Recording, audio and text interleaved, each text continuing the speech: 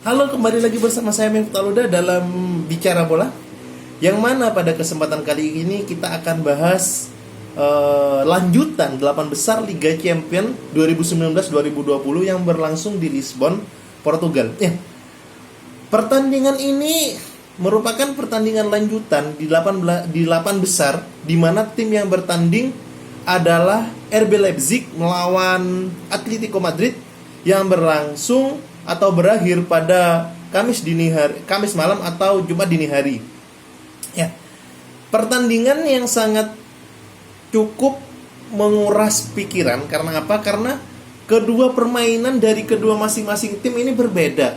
Di mana RB Leipzig dengan kekuatan pemain mudanya mereka mampu untuk bermain full dalam menyerang. Sistem mereka adalah 1-2-1-2 one to passing sama terobos. Sedangkan sistem dari Atletico Madrid adalah bertahan, menunggu dan melakukan counter attack. Terbukti Atletico Madrid mampu mengalahkan Liverpool di 16 besar dengan cara seperti demikian. Apakah itu boleh? Boleh, sah-sah aja. Namun banyak pengamat sepak bola di Indonesia mengatakan bahwa cara seperti ini sulit untuk meraih kemenangan maksimal. Terbukti tadi malam Atletico Madrid kalah dari RB Leipzig, yang mana RB Leipzig ini merupakan tim kuda hitam di tahun kemarin 2019. Nah, kalau kita lihat dari beberapa skema yang diterapkan oleh Leipzig dan Atletico Madrid, mereka kedua pakemnya itu sudah cara untuk bermainnya sudah berbeda, dan formasi mereka sesuai dengan pakemnya. RB Leipzig dengan 4-3-3-nya, yang kemudian ketika bermain berubah menjadi 3-3-3-1 atau berubah menjadi 3-4-2-1. Sedangkan di Atletico Madrid tetap dengan 4-4-2-nya, bertahan pun 4-4-2, menyerang pun 4-4-2. Ini hal unik, teman-teman. Kalau kita lihat dari komposisi dari RB Leipzig, di mana pada saat mereka lolos sampai 16 besar, bahkan melolos ke 8 besar, mereka ada pemain bintang yaitu Timo Werner, yang mana Werner sudah bergabung dengan Chelsea di awal musim ini. Jadi mereka tanpa adanya seorang top skor klub sepanjang masa mereka, dan tanpa adanya seorang sosok yang vital di RB Leipzig, namun mereka mampu menang. Dengan Nagelsmann mengatakan bahwa permainan akan tetap berlangsung seperti dia biasanya bermain.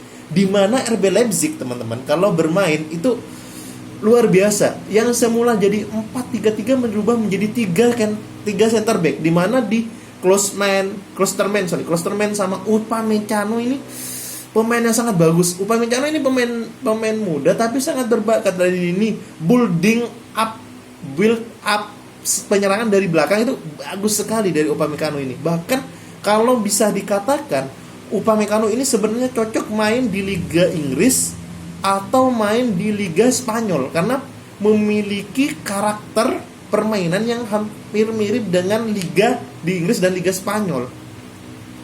Nah, kalau kita lihat dari ini, kalau lihat dari komposisi lini tengahnya, tetap menggunakan Campbell sebagai gelandang mereka, yang mana mampu mengatur bola dari kiri ke kanan maupun ke depan dengan bantu fullback mereka, yang mana ada mantan pemain City Angelino sama salah satu ini lupa saya namanya. Terus ditambah 3 attacking midfielder mereka yang mana mampu ketiga-tiganya mampu bergonta-ganti. Ada Stiber, ada Dani Olmo, sama satunya lupa saya. Terus strikernya ada Paulsen sebagai ganti Timo Werner. Mereka menggunakan sistem seperti itu, menggunakan permainan terbuka, bahkan menggunakan menusuk dari lini sisi sayap dan lini tengah untuk membondar-bandir pertahanan dari Atletico Madrid. Terbukti mereka mampu melakukan itu. Kalau melihat mengaca dari skema dari Atletico Madrid skemanya sama seperti biasanya, 4-4-2 dengan 4 back sejajar, yaitu Jimenez dan Savic, dengan dibantu oleh fullback mereka yaitu Lodi dan Tripper, dengan pemain tengah mereka. Tengah mereka menggunakan Saul Niguez yang agak sedikit ke depan dan Hector Herrera yang mundur ke belakang untuk membantu pertahanan. dengan sayap lincah mereka, Yannick Carrasco dan Koke. Koke walaupun agak ke tengah dengan Yannick yang agak ke depan, ini membantu ketika bertahan dan menyerang dari Atletico menggunakan counter attack. Namun permainan mereka tidak disokong oleh striker mereka Diogo Costa yang menurut saya itu gak ada tajinya tadi malam. Hampir Diogo Costa itu tidak terlibat langsung dalam permainan. Terbukti mereka di babak pertama dikocar-kacirkan oleh RB Leipzig, karena RB Leipzig seperti yang saya katakan tadi, mereka menggunakan permainan terbuka, 1-2 passing ke kanan ke kiri, menusuk ke depan, menyisir sayap kanan dan sayap kiri. Mereka bagus. Terbukti banyak peluang yang dihasilkan oleh RB Leipzig. Di babak pertama cuma ada satu peluang yang dikeluarkan oleh Yannick Carrasco dari Atletico. Itu pun karena kesalahan dari lini fullback dari RB Leipzig tidak menutup, sehingga Carrasco mampu melakukan shoot on target mereka dari Atletico. Namun full dari permainan dikuasai oleh RB Leipzig.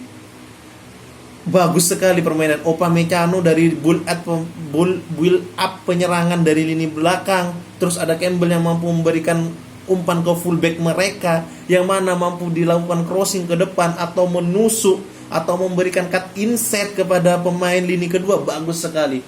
Kalau misalnya RB Leipzig layak menang, ya RB Leipzig layak menang.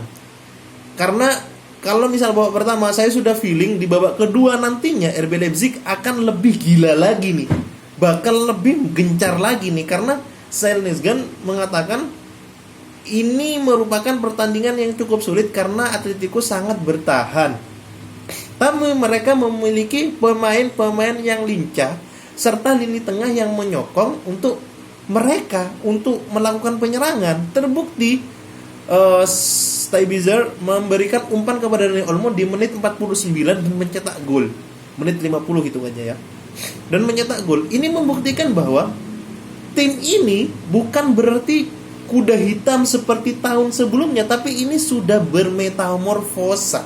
Sudah mengerti naluri dalam menyerang, sudah mengerti bagaimana cara untuk meraih kemenangan di liga top Eropa, yaitu Liga Champion. Jadi untuk Simeone harusnya dengan pola permainan yang seperti dilakukan RB Leipzig, harusnya Simon McManamy ini lebih menyerang juga, fight juga, jangan bertahan.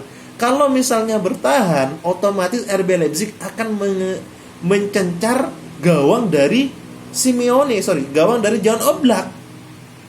Terbukti, walaupun Atletico sudah memberikan perlawanan dengan masuknya beberapa pemain seperti Morata, Joe Felix, sedikit berubah, agak sedikit menyerang. Terbukti dia mampu memberikan satu penalti dari Joe Felix yang mampu diselesaikan tendangan penaltinya juga dari Joe Felix dan skor 1-1.